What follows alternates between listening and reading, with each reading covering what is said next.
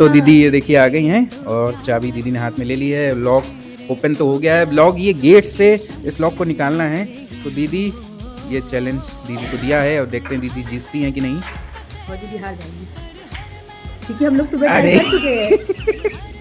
नहीं निकल रहा, हाँ तो दीदी क्या हुआ? नहीं खुल रहा है, मतलब ये निकल नहीं रहा है। नहीं निकल रहा। ओ दीदी हार गई। दीदी हार गई चॉकलेट। नहीं अब बड़ी दीदी आएंगी। मुझसे नहीं हो रहा, मैंने सुबह ट्राई किया था।